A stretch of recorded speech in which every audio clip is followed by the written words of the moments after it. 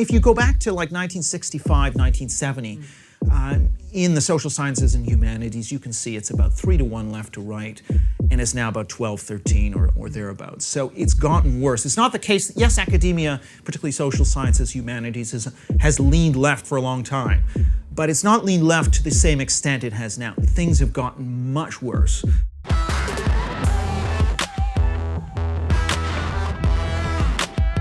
Hello and welcome to TRIGGERnometry. I'm Francis Foster. I'm Konstantin Kisin. And this is a show for you if you want honest conversations with fascinating people. And a brilliant guest we have for you today. He's returning to the show for the third time, a professor of politics at Birkbeck College, University of London. Eric Kaufmann, welcome back. Delighted to be here, you guys. This is great. And I'm very impressed, by the way, with how you guys are rising in the world with this studio. So that's very kind of you to say. As I said to you before, this is what happens when you criticize BLM in public. Your life just gets better and better. But apart from the fact you've got no friends, but we don't talk about that. I never had any friends in the first place. But Eric, listen, it's great to have you back. We wanted to get you back because you've just been involved with a couple of reports, one in particular, looking at academic freedom, something we've talked about plenty in the past. So tell us what's going on. What's the situation? How free are we?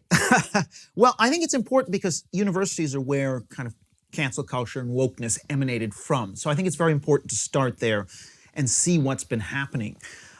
So really there have been 3 reports, 2 on the UK, and 1 now that I did on the US, Canada, and the UK, which was much larger in scope.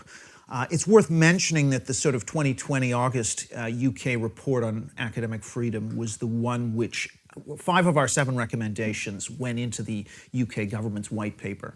So we're very pleased with that take-up of a lot of the ideas. And I think it sort of gets to the notion that part of the practical aspect of trying to take on cancel culture is forming these policy networks, think tanks, academics, government, where you can get some of these policies enacted. But before I go into that detail, I've just put out a more recent report for the Center for the Study of Partisanship and Ideology, which is a new think tank based in California, very small, but what they're trying to do is get out sort of unconventional social science research into the policy space and broadly into the domain, because so many of these questions are not being asked in universities because you can't ask them or no one's interested in them for ideological reasons. So for example, studying wokeness, that's not something that's going to attract a lot of funding, grant funding. So what this report does is it's based on a lot of original research, 8 surveys, taking the UK surveys that we did for the Policy Exchange 2020 report, adding on to that surveys in Canada and Britain, and some surveys of postgraduates, so PhD students. And what did we find? Well, basically what we find is we confirm a lot of previous research which shows that social science and humanities academia is extremely left, as you might imagine. So the numbers we were getting were about 14-to-1 left to right in Canada and the US, and about 9-to-1 in Britain. Other studies using sort of voter registration data, which are more of a complete sample, find something similar, roughly 12, 13-to-1 in the top 100, say, US institutions. I also looked at the top 40 Canadian institutions. So what you've got now is more or less a monoculture. You have a very small number of conservatives, a small number of centrists. The conservatives are more or less in the closet for the most part. That atmosphere is one in which essentially it's not a free idea space where all ideas are challenged equally, good ideas have an equal shot at getting into journals or getting grant funding. What I wanted to do with the surveys is to actually look at academics themselves, as well as graduate students, and find out not only their political beliefs, but also their support for cancel culture, because we didn't really have any proper studies on that, and then willingness to politically discriminate, and then number 3, how much are political minorities, i.e. conservatives, to some extent centrists, but also gender-critical feminists, how much are they essentially feeling unfree? Because so often you'll get this retort from the academic establishment, and particularly the progressive left, that, well, it's a few no platforming incidents which make the news. These are blown out of proportion. There was only 65 incidents. It's only 0.01% of all academics that encounter this. And that's true. So I want to say that is actually true. If we just want to focus on no platformings as the problem, it is kind of a small problem.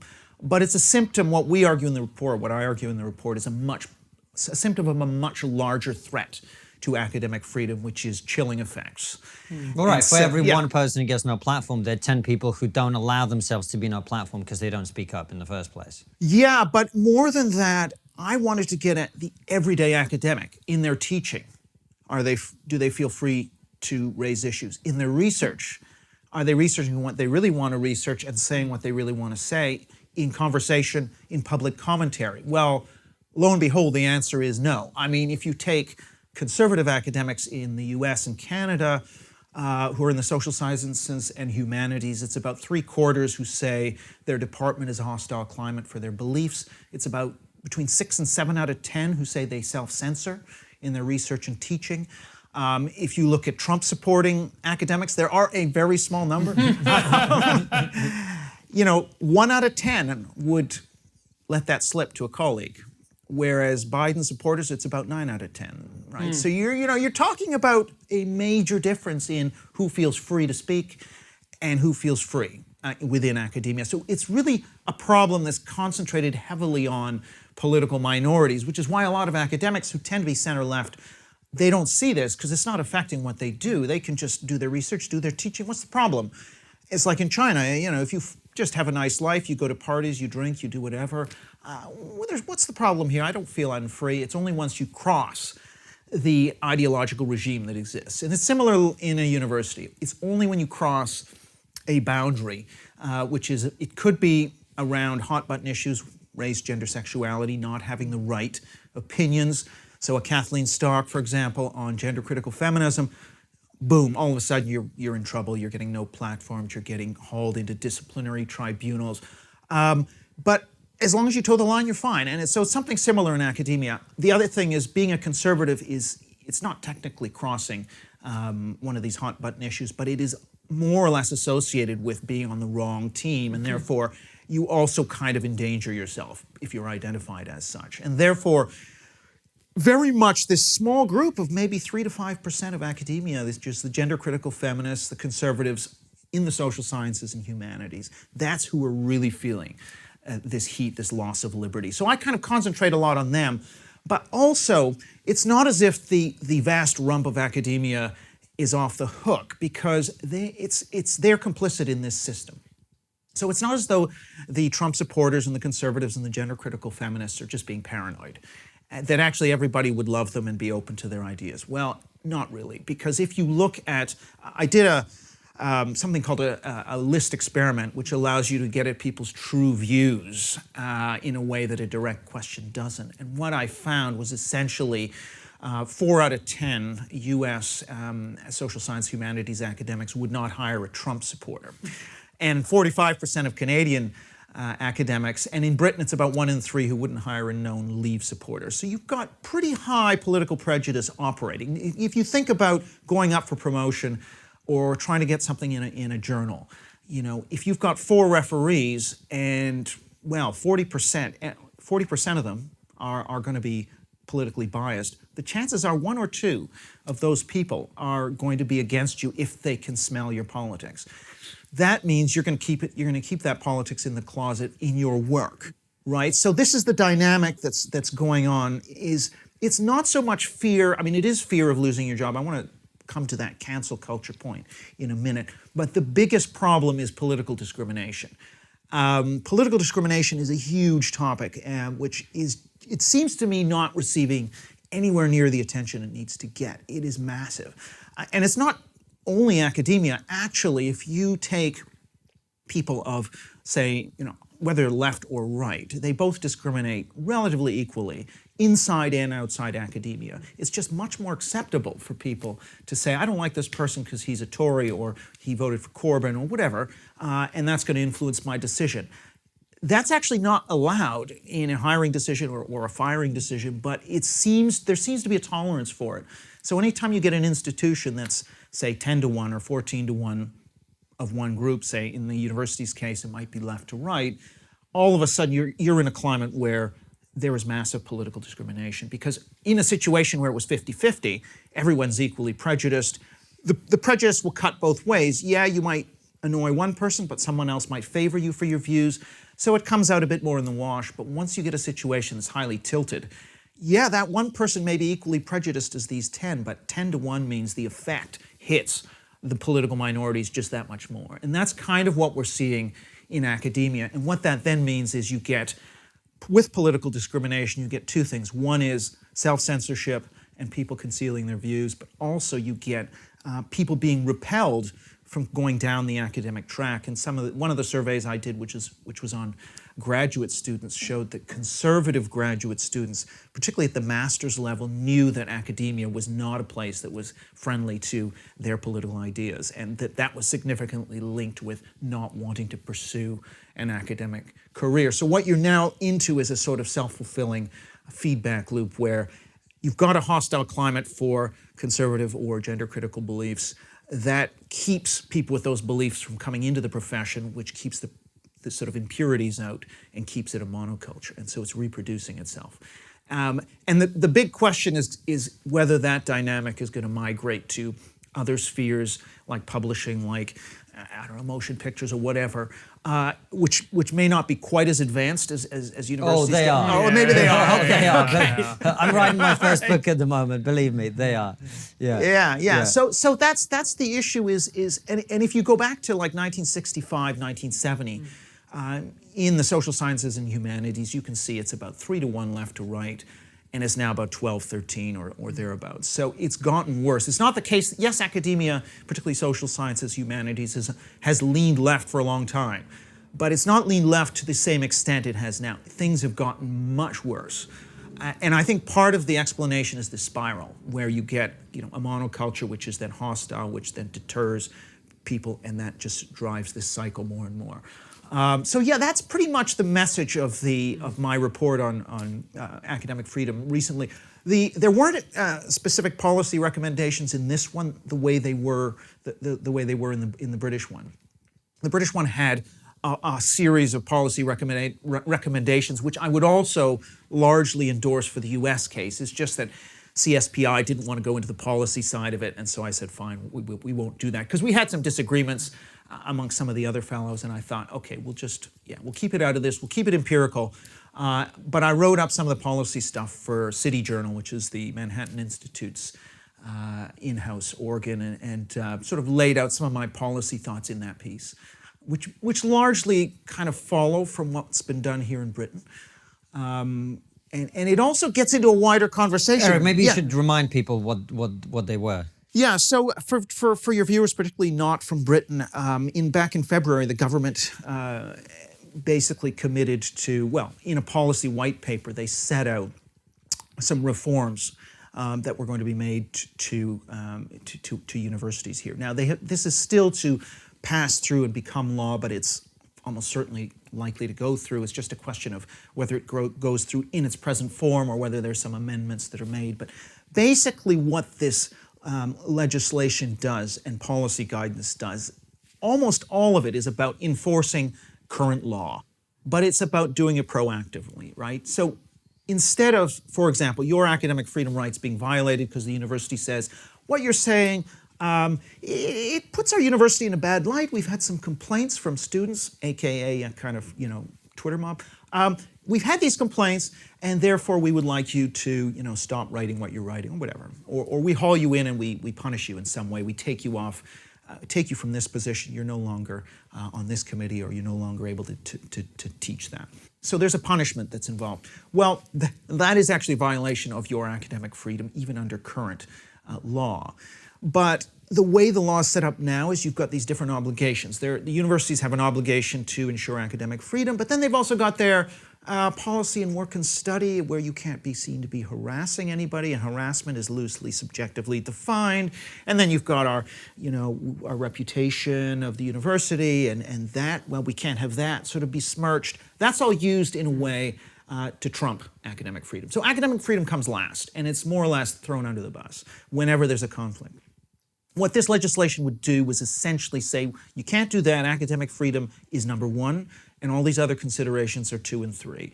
And so if there's ever a situation where you say academic freedom is trumped by these other things, you are actually going to be told to change that decision, and you're going to face fines. So there's a regime that involves a new office someone called the Academic Freedom Champion, which sits on the university's regulator called the OFS here in Britain.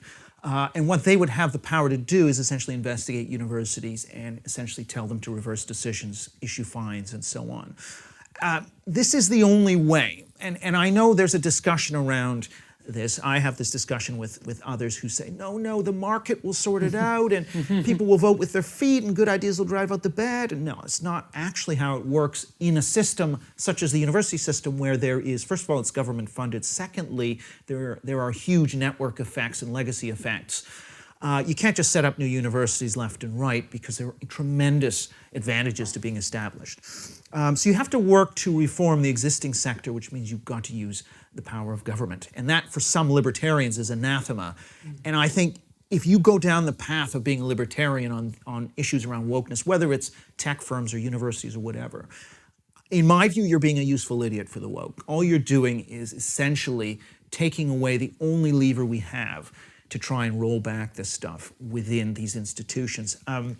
Eric, can I just stop you there just for a second? Because we're using the word woke, and this means different things to different people. Right. Because to some people, they would say, well, woke means just being socially aware that, black people face racism, trans people, they're exposed to, their own form of prejudice. What does wokeness actually mean? How would you define it? Okay, very good question. One sentence: sacralization of historically disadvantaged race, gender, and sexual minorities. That's the one sentence definition of woke. So once you say that these categories of people are sacred, that means then that any kind of criticism of anything that might help or is in the name of helping these groups, right? Affirmative action could be one. Microaggressions could be in any or even the government's recent paper on equalities and anti-racism. If you say structural racism or institutional racism doesn't exist, any criticism of something that is in the name of these sacred groups becomes, in effect, you are putting yourself in the excommunicated box. So wokeness is really about sacralization of categories of people. And that's the bedrock behind it all. So that's the definition. Once you have that definition and once you see certain categories as being sacred and holy, both in terms of their lived experience, in terms of their knowledge, not equal, holier, on the one hand higher, on the one hand lower, because they need your protection. You're the parent, they're the child, right? So there's that kind of dynamic in which any kind of criticism of anything that's adjacent in any way to the sacred totems is a blasphemy. And that's kind of what McWhorter is talking about in his Religion of Anti-Racism as well, is there's this very religious sacred quality to this discussion. So when I talk about wokeness, it is anything that sort of would elevate these categories and any ideas around these categories as beyond reproach, beyond criticism, and any research which might be construed as being insensitive or in some way critical of that to be essentially struck down. So it prevents any kind of rational discussion, and I think we see this in the recent Race Commission report, where just saying, look, we've got to look at what is the driver of higher, disparate sentencing between black and white, or disparate outcomes in terms of maternal mortality. We actually have to look at not just racism. There is a gap there, but we don't just jump to racism. We actually want to look at, well, what are the other factors that might be going on that like not pleading guilty, for example. How can we address these other drivers of the gap? That is heretical because it questions an explanation, i.e. institutional racism, which is associated with helping the sacred category. But at the core of this is the sacralization of these categories. So yeah, that's sort of the definition of wokeness. And you were talking about how libertarians are useful idiots. For right. So as that is then used as a battering ram to institute policies which violate academic freedom, such as bias response teams, such as diversity training that uses critical race theory, such as decolonizing the curriculum, mandatory decolonizing of the curriculum. In other words, your reading list must be X% this and that, X% that, which is in some places where we're moving, which is a violation of your freedom to set your own reading list, for example. But essentially you get these policies that are pushed in institutions by quite a small group. So what's interesting in the surveys is only about 10% of academics favor firing academics who are doing controversial research across a series of different topics on But race. that's huge, 10%. It is huge. 1 in 10. 1 in 10, but it's also 1 in 10 amongst non-academics, right, who are on the left. Yeah. So it's not about academics, but it is about, there is a 10% in the population. Well, 10% of society think, Yeah. Larry Elder always makes the point, 10% of society think Elvis is still alive. Right. And if you send him a letter, he'll get it. But I think where you're probably going, Eric, I'm going to guess here, is that there's a very large body of people who, while not supporting it, will not vocally oppose it. Exactly, that's crucial. So you've got about 40 to 50% of academics who, they won't support a campaign to get rid of somebody, but they're also not opposed to it. Right. And when I say not opposed, I don't mean they don't stick their head above the parapet. No, I mean even on a survey, they wouldn't be opposed to firing. So that is a very permissive atmosphere. And the further left you are, the more permissive you are on this. And conservatives are obviously much more likely to actively oppose. So you've got two problems. One is you've got the 10% that are, active cancels, pro-cancel, and then you've got that 40 to 50% intermediate group who kind of sympathize with the aim of protecting disadvantaged groups, again, partly because they buy into that woke substructure of, these are sacred groups that we have to do everything in our power because, so they buy into the kind of progressive aims, but they may be a little uneasy with the means of violating academic freedom. A lot of them have a commitment to academic freedom, but it's in tension with their sympathy with these means. And it's interesting, you can change the question around and get radically different answers. So you might, if you ask a question, are you in favor of political correctness because it protects minority groups, or do you oppose it because it's a threat to free speech? Among social science, humanities academics in Britain, it's like 75% pro-political correctness, 20 against. So massively in favor of political correctness. But then you ask, okay, well, social justice or academic freedom, which one do you, if you had to pick? And then it swings to majority going for academic freedom, maybe 55 to 35 against for social justice. So there's kind of tension, I guess, between these competing values, and it comes out differently depending on how you phrase the question. And go ahead. Eric, let me ask you this, because this is something that I find really interesting. How much of this is about left versus right, or how much about this is majority versus minority? And here's what I'm getting at. If the majority of the faculty at universities were conservatives, do you think these attitudes would flip? Or is there something inherent about being on the left that makes you pro-cancel culture or more open to it? And is there something inherent about being on the right that makes you sort of like, we don't care about people's feelings, we're all about the research? Or is it just simply a function of the fact, like the left is the majority, therefore we want to dominate, and the right is the minority, we want to have some breathing space? How much of that is going on? I think it's mostly what you say, that if it were a conservative majority, then you'd get the dynamics moving in the opposite direction. That is, certainly on political discrimination, it would be pretty much the same picture. So political discrimination is heavily down to, are you a majority or are you a minority?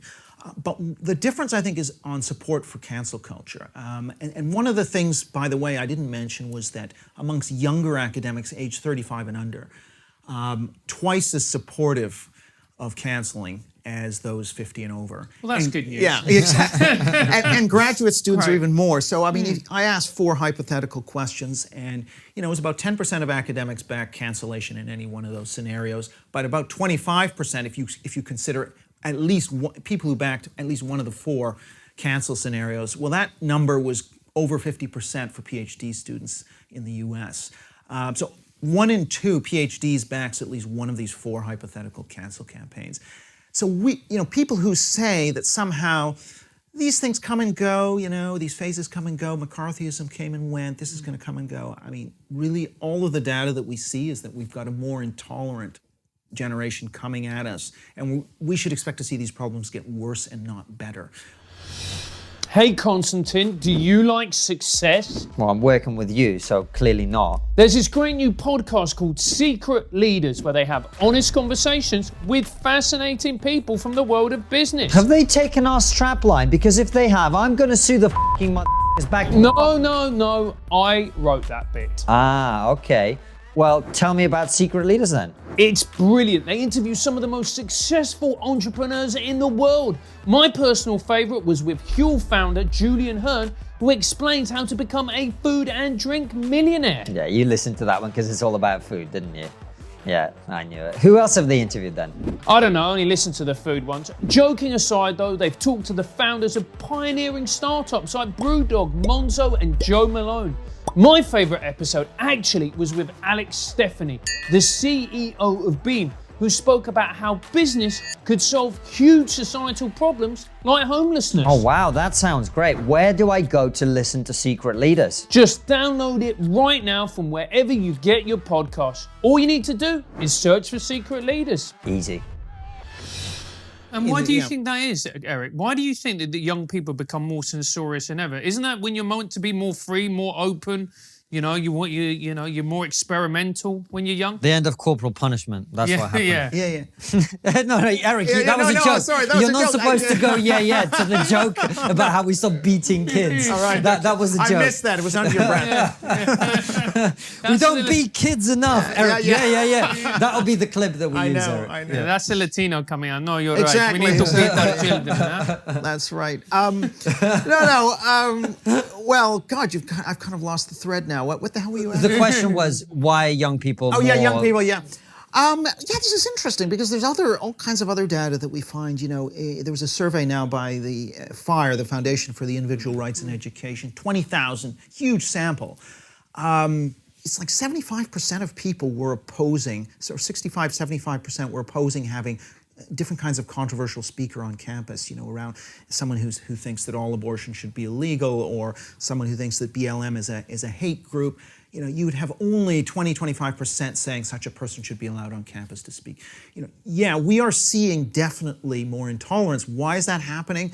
I think it comes down to this wokeness thing, which I mentioned, which is if you've been watching movies and reading books, and in your social media feed if you're seeing this narrative in which you've kind of got the bad whites and then you have the good white allies and you have the minorities who are kind of, and typically the storyline will be about, you know, slavery, or it'll be about the Nazis, or it'll be, you know, this is sort of, I think a lot of it comes down to stories and storytelling and the kinds of affective attachments people form to certain kinds of minority groups. Again, those sacralized race, gender, sexuality minority groups. That's now kind of second nature, I think, to a lot of younger people. Although I think there are very interesting divisions within the younger population, which we can get to later. But I think you have an acceptance of the sacredness of these groups now, which then shuts down the tolerance. So once you accept that you can't criticize, you must be ultra-sensitive around these groups that are sacred because they have a history of being marginalized. Once you accept that logic, then free speech drops down. You know, so people say yes to free speech in the abstract, but whenever there's a clash with any of the sacred progressive values, free speech drops down. So yeah, I think we're facing a growing problem. And so I really think this is one of the reasons why I think simply playing the libertarian long game and thinking that, you know, good ideas will drive out the bad, eventually people will come to their senses. It's just not the case. I think you have to actually enlist government and public sentiment and the law to actually start to unpick this in the major institutions of society. So one of the things I say is we can't think of society as just government and individuals, and the government oppresses individuals, and so we need government off our backs. That's very 1980s Reaganite libertarianism. That might be the case for the economy, but it is the wrong model for what's going on now. What we actually have now is three layers. We've got government, the institutions, such as universities, tech firms, or other kinds of charities, media. Less so media, which is, I think, a little bit more free market, but I can talk about that in a minute. And then you've got individuals. And so these institutions in the middle are actually where a lot of the threats to liberty are coming out of. Whereas elected government, you know, they can enable that oppression to go on in the middle, but if you're going to find a solution to the oppression that's happening, you actually have to use government and the law. And a good example might be if you think of Southern universities in the US in the 1960s, they didn't allow black students.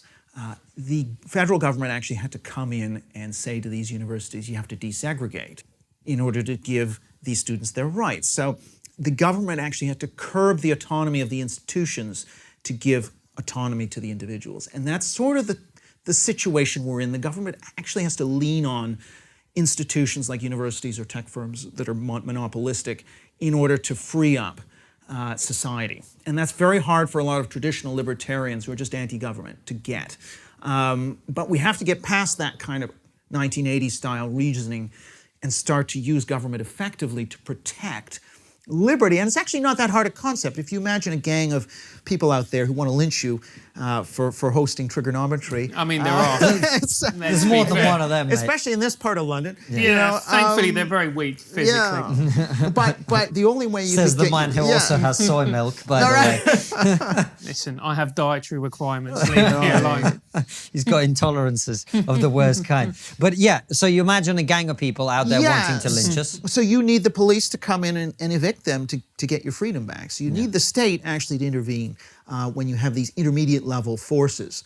And that's the kind of world we're increasingly living in. And the problem is not that everyone in these institutions is illiberal. In fact, it's only a minority who are. But that minority, by playing these sacred values, is able to exert much, much more pressure on people's consciences and their fear of their reputations and everything. The small group is allowed to essentially force multiply itself by leveraging these taboos. And the only way you get at that is by making it so the institutions have no wiggle room. So if an institution like a university sort of is told you're going to be fined if you abrogate academic freedom as defined here, and that has to take precedence over any kind of subjective definitions of emotional safety and harassment in your policies, then when the activists come knocking and breathing down their necks on Twitter, in committees, and so on, the administrators in the universities can say, well, yes, we're with you,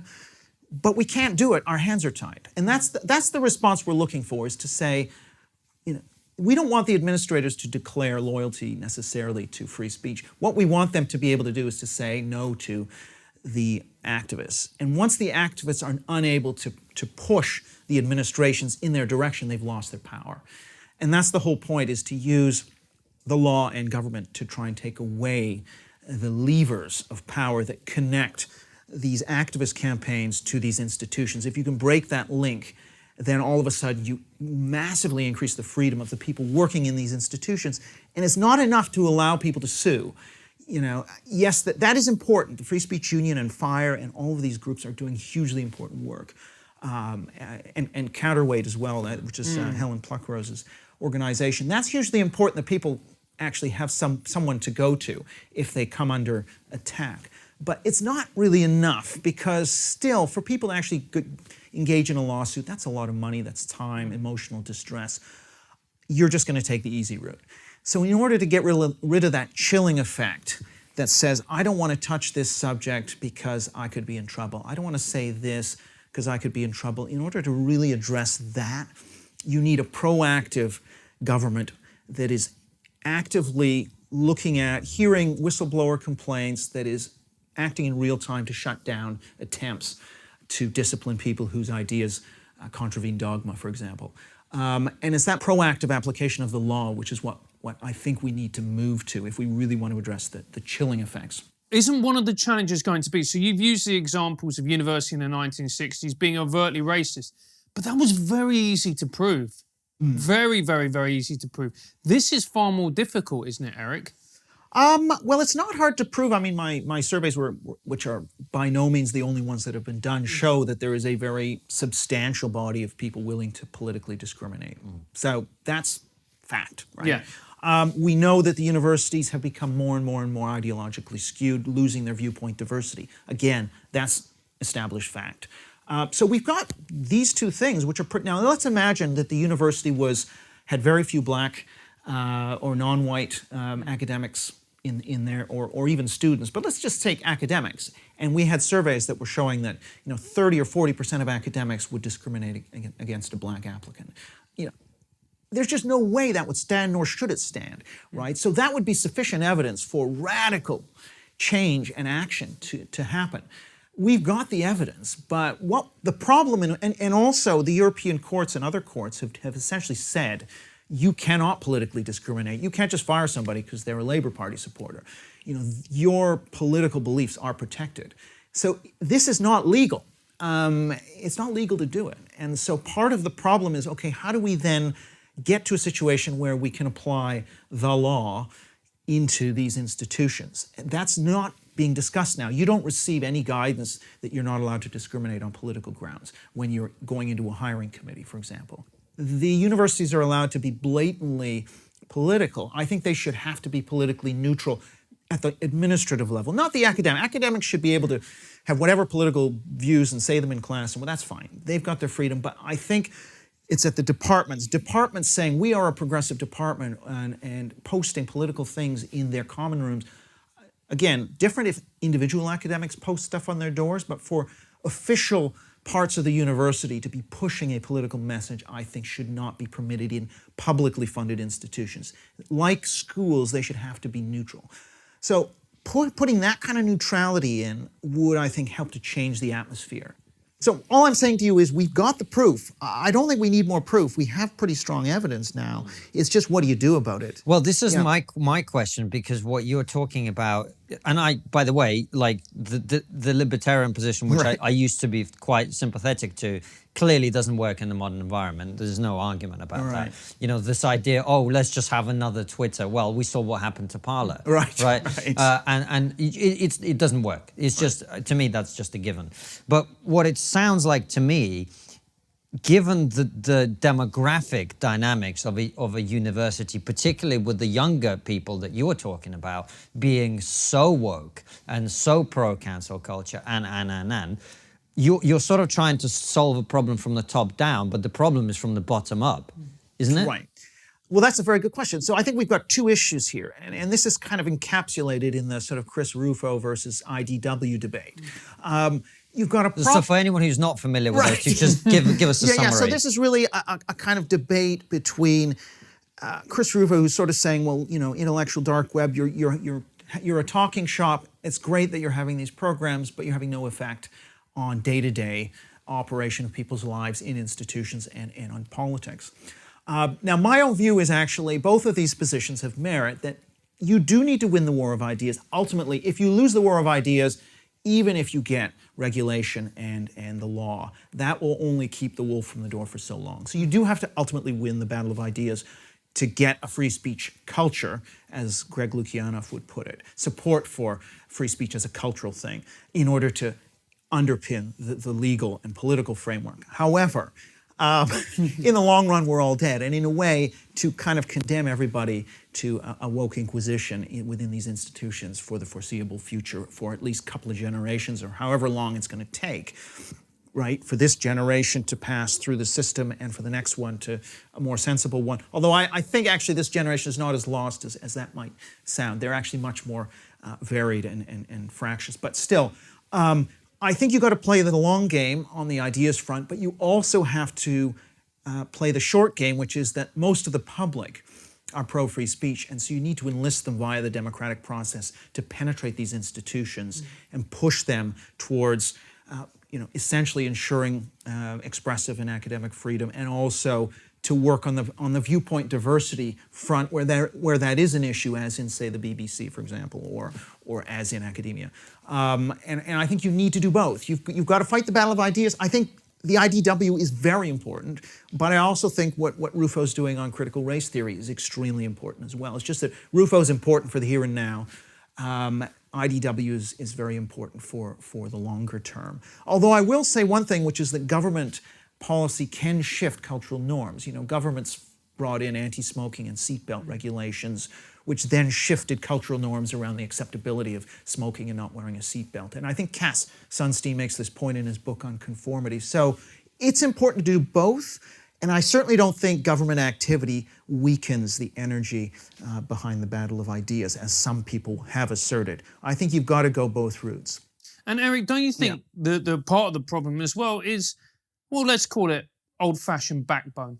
We see institutions, see head of institutions capitulating to mobs. The latest example is Batley Grammar School, where the head essentially, acquiesced to the mob. And they demanded that this teacher be fired, all the rest of it.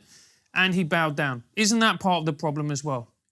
It is, but I'm leery of relying on sort of strong individuals. You know, it's not a sustainable approach. People are going to be rational maximizers. They're going to take whatever decision is, you know, the path of least resistance. I think what we need to do is build in policies and structures that can make it easier for such individuals to act in a different way.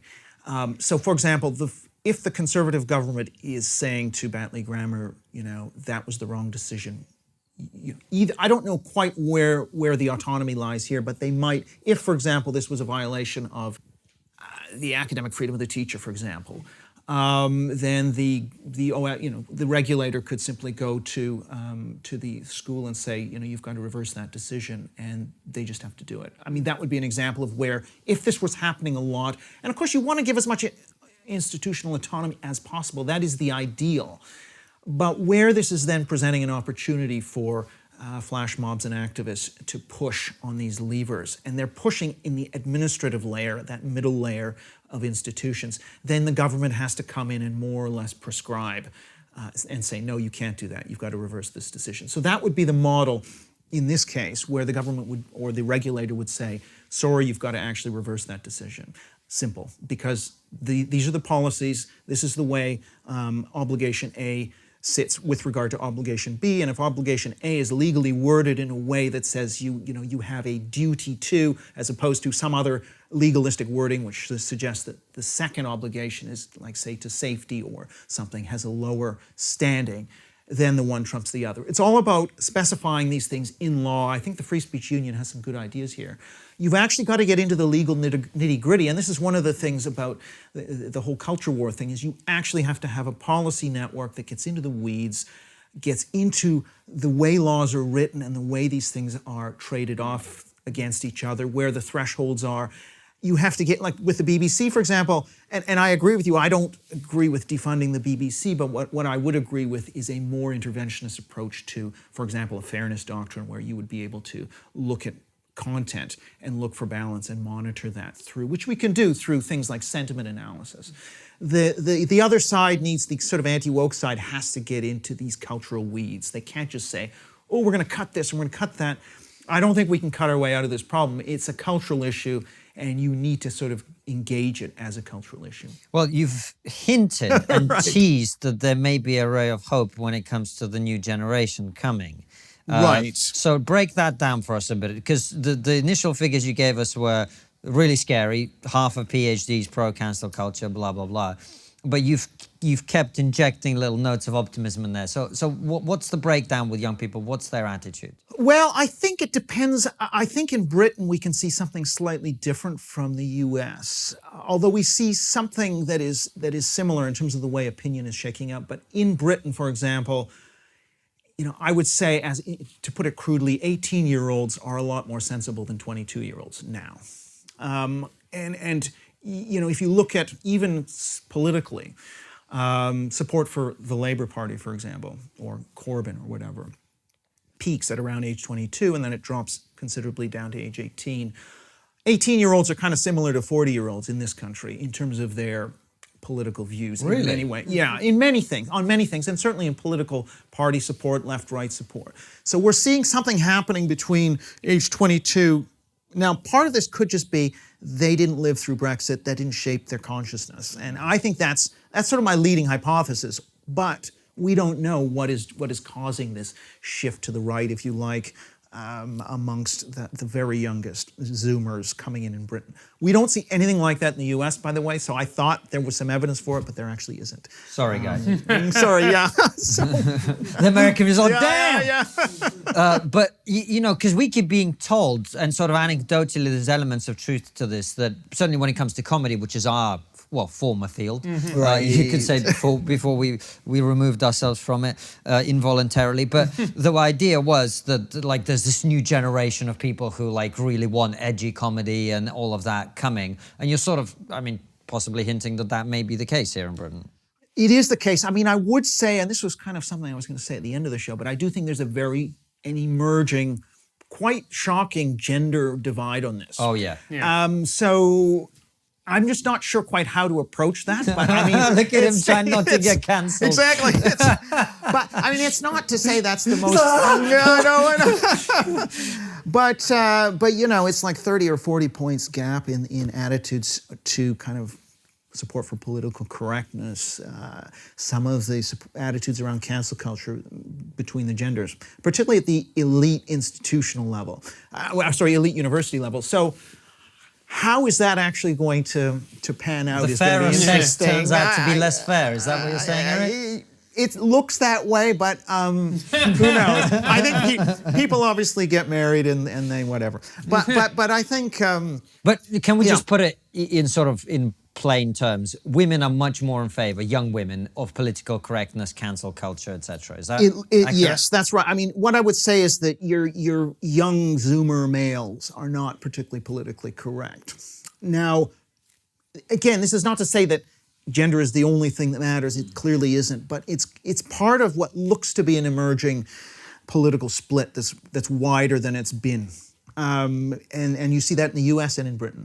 Now, the one thing I would say, however, is in the 2019 academic freedom report, what we saw was that when we presented a paragraph that was, say, pro-academic freedom, people read that before answering a question like, is free speech more important than emotional safety?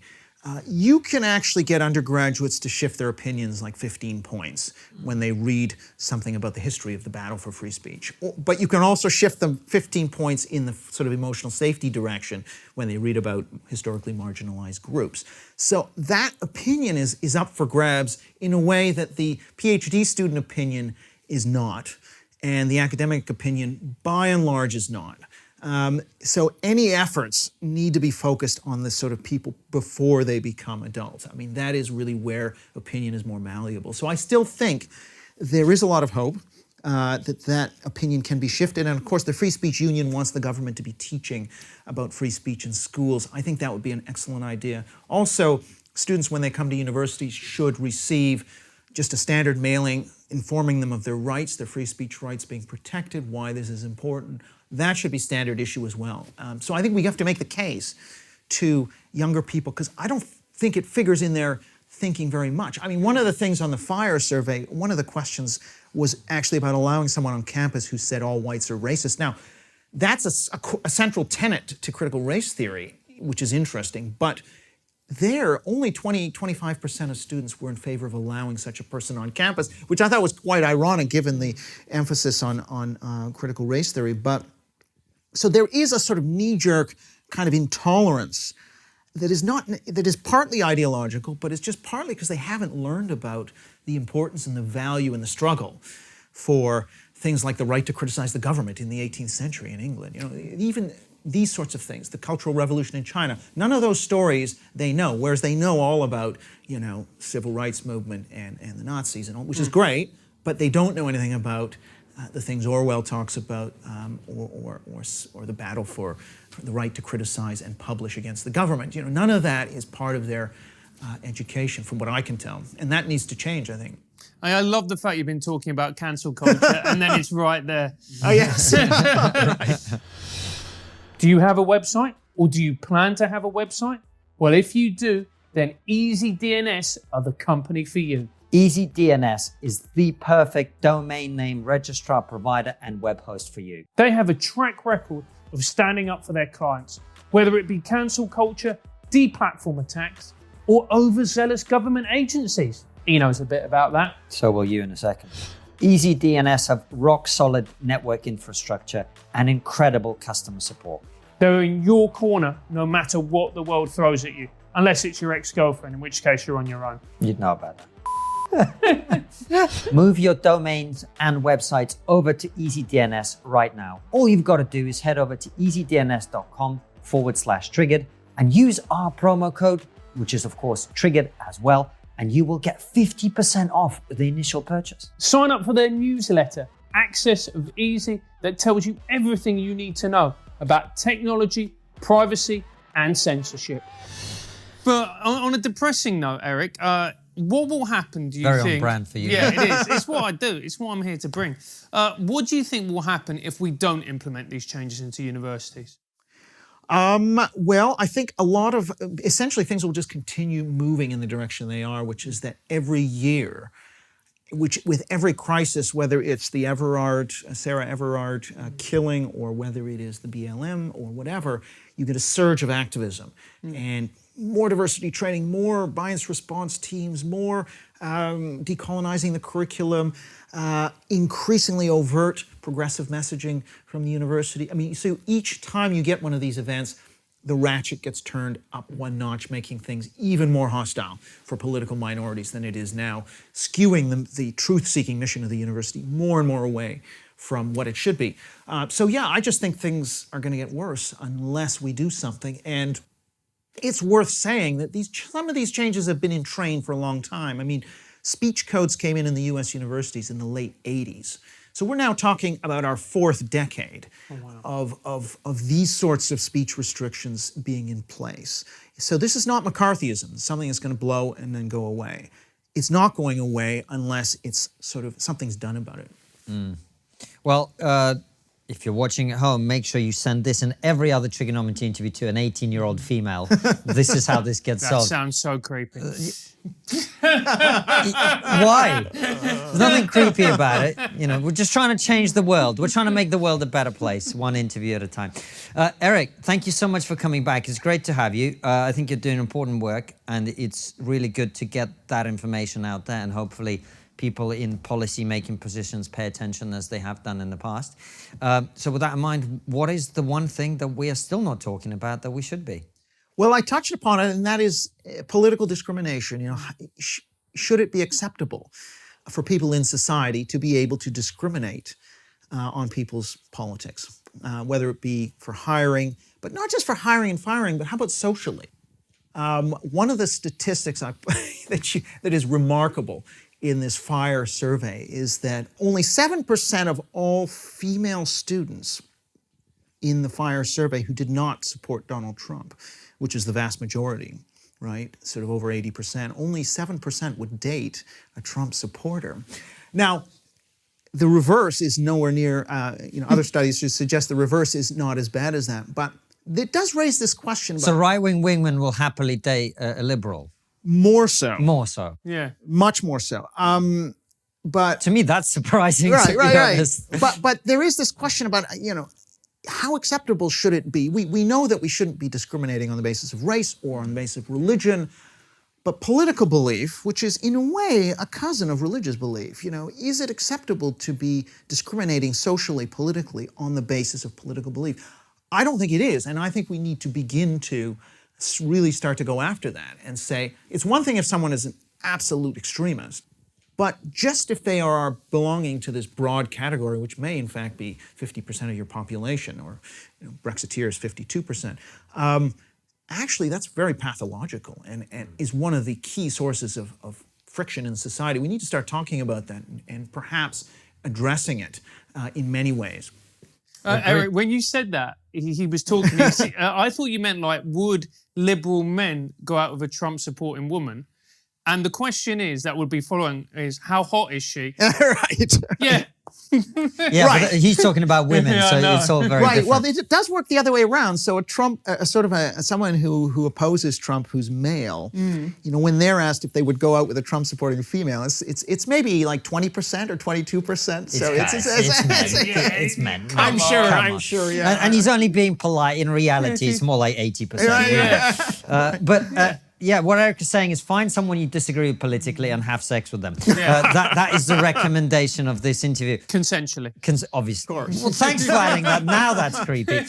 Eric, it's good to have you back. And thank you so much for coming on the show. We look forward to seeing you again. All the very best. Where can people follow you to keep up to date with what you're doing and anything they should check out? Well, you can either follow me on Twitter, which is at EPKAUFM, or you can go to my website, www.sneps, which is SNEPS, .net, and that sort of lists everything I'm doing. That's actually named sort of a corruption of the surname of a hockey player from Vancouver, where I grew up, Harold Sneps, who's sort of a hero of a lot of people, even though he was a plugger and he wasn't actually a big goal scorer. But. So why was he a hero? He was just one of these sort of lunch bucket players who was sort of, tough in games, and everyone loved him and chanted his name. that's the story of Harold Snapps, really. Any Lunch Vancouver... bucket play, what does that mean? Well, it means sort of one of these guys who's not particularly flashy, but who is sort of one of these character players who in the tough games kind of meets it out to the other players on the ice. Would that be like Dennis Wise? Is that like a Dennis Wise type Is of he play? just someone who liked fighting, basically, Eric? Well, he liked to Vinnie mix it up, Jones. but Yeah. he's not a complete goon, but he certainly wouldn't be averse to dropping the gloves. Yeah, that's... Sounds like the two of us. Anyway, Eric, Okay. thanks for coming back, and thank you for watching. We will see you very soon with another episode like this one or a live stream. All of them go out 7 p.m. UK time. Take care and see you soon, guys. We hope you've enjoyed this incredible interview. Remember to subscribe and hit the bell button so that you never miss another fantastic episode. And if you believe that the work we do here at Triggernometry is important, support us by joining our locals community using the link below.